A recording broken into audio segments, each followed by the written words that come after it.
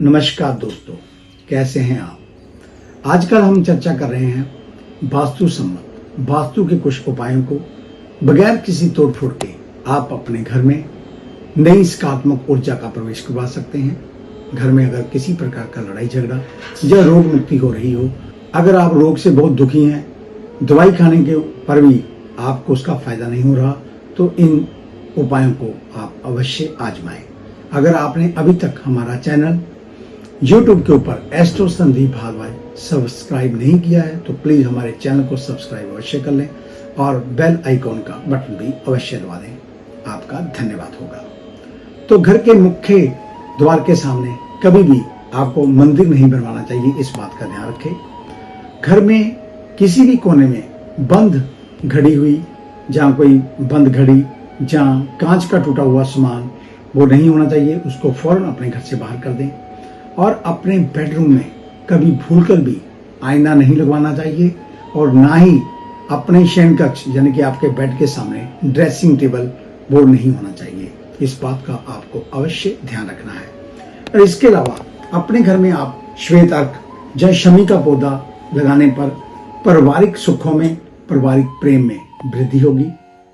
रसोई में खाना बनाते वक्त ये ध्यान रखना चाहिए कि आपका मुख पूर्व दिशा की ओर हो।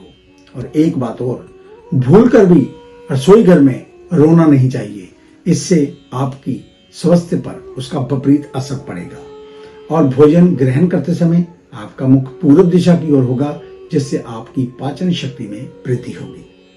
विवाह योग्य कन्याएं अपना कमरा उत्तर पश्चिम दिशा में ही रखें, इससे उनके विवाह में आ रही अड़चनें जल्दी ही दूर हो जाएंगी। जो बच्चे स्टडी में कम रुचि रखते हो, उनको पूर्व दिशा की ओर मुख करके पढ़ना चाहिए, जिससे उनका अध्ययन जल्दी होगा, उनको याद भी जल्दी होगा।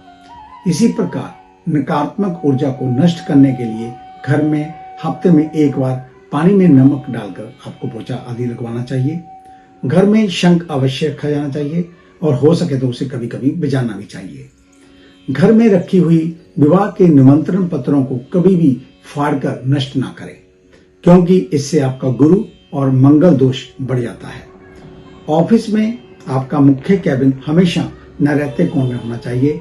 और अगर आप दफ्तर में काम करते हैं तो आपका मुख उत्तर या पूर्व की ओर होना चाहिए।